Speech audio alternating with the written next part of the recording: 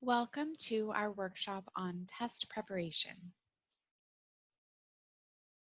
Through this workshop, we hope you will learn to adjust study habits to the test format, keep track of questions as they come up, find answers, and approach test taking strategically.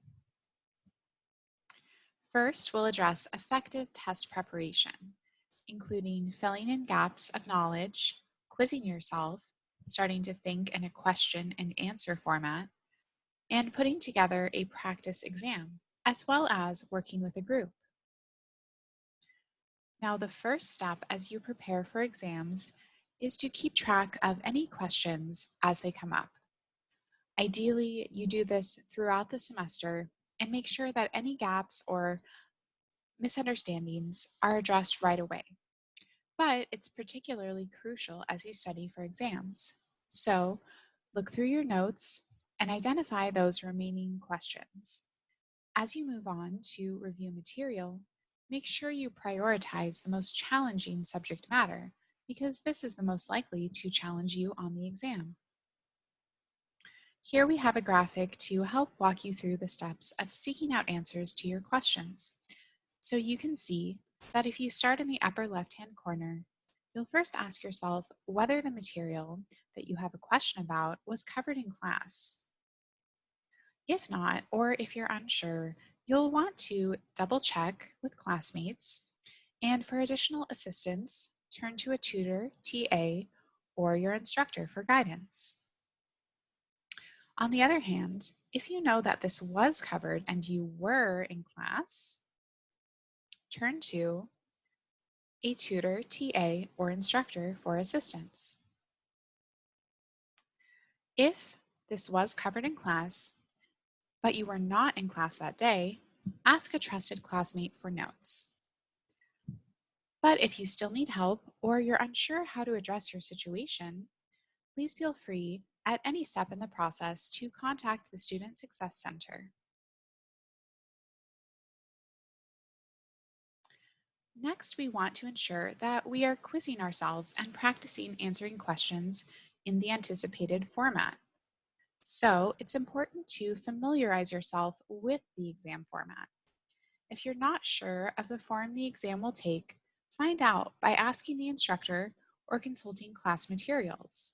But you want to make sure that you are not just reviewing your notes and course materials, but turning those materials into questions and answers and really getting into that test-taking mentality. You also want to be able to explain course concepts to others. Practice teaching the information to someone else. This is one of the most effective ways of identifying gaps in your own knowledge. And finally, prepare and begin quizzing yourself as far ahead of time as possible. Ideally, you are reviewing and practicing a question and answer format throughout the semester, but for more intensive test prep, be sure that you're starting at least a few days to a week ahead of time, because you need time to identify questions and create a study plan. Speaking of study plans, creating a practice exam is one of the most effective techniques for preparing you. Cal Newport, author of How to Become a Straight A Student, recommends connecting concepts to example questions. The idea is that you don't just know how to do one specific problem, but you understand the underlying concept or technical explanation. Additionally, it is recommended that you mix up the order of problems or questions in your practice test.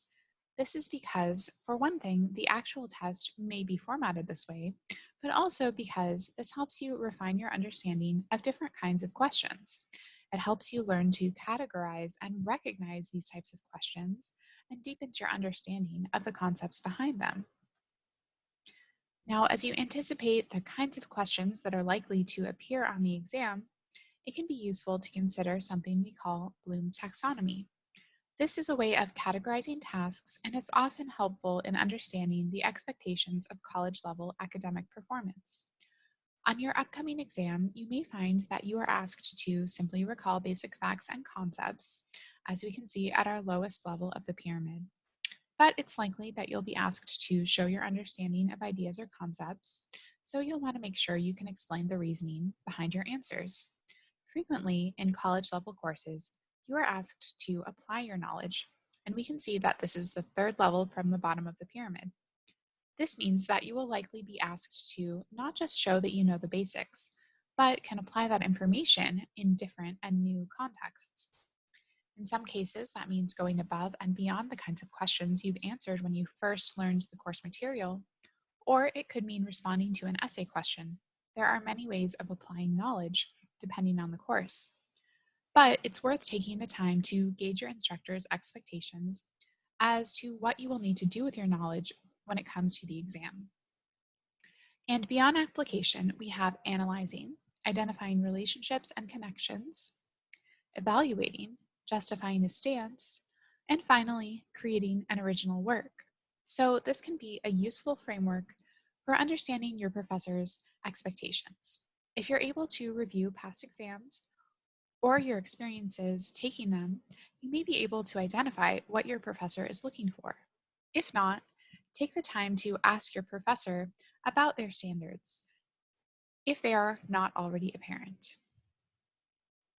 Working with a group is an effective means of test preparation if you are able to maintain focus by setting a specific goal for your meeting. By collaborating with others, you can efficiently create a study guide or exam. And perhaps most importantly, studying together is a chance to explain concepts to one another and catch yourself when you're unable to do so effectively. Hearing yourself explain something out loud, noticing when you pause or stumble, is a great tool for identifying strengths and weaknesses so that you know where to invest your time as you prepare for the exam.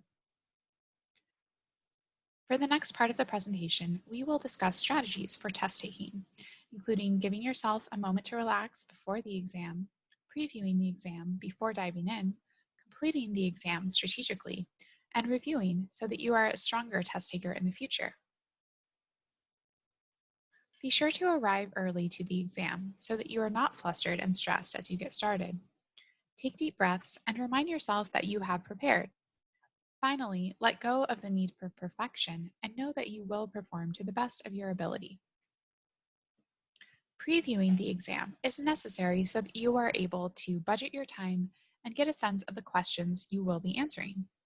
Roughly allot your time according to what is available and points. If necessary and acceptable, write a formula or other memory aid in the margin. Now, as you complete the exam, start with questions you can answer confidently. Oftentimes, these are worth just as much as ones that may stump you, so you want to make sure you're able to show your knowledge and aren't spending all of your time on a couple of questions you're struggling with. Know that you can return to more challenging questions later. And finally, check your work as time allows, allowing a second look at challenging questions if possible. Now, if you get the chance, review the exam. Review the questions, what surprised you, what you can now deduce about what your professor is looking for, and of course, review your own mistakes and make sure you seek out explanations for any questions that you missed or aren't sure about. And you also want to reflect on your overall experience. What went well? Repeat this practice in the future. What should you do differently next time? Sometimes students are surprised by the level of difficulty of exam questions, but once they understand that the professor is asking them to apply previous knowledge in new ways, for example, they're able to better prepare for future exams. So now take a moment to reflect on your normal test preparation routine. What is it like? For example, maybe a student normally flips through her textbook and passively reviews her notes before an exam. Maybe she even looks over old homework problems, but that's about it. Now let's think about which strategies from this presentation might benefit you as you prepare for exams.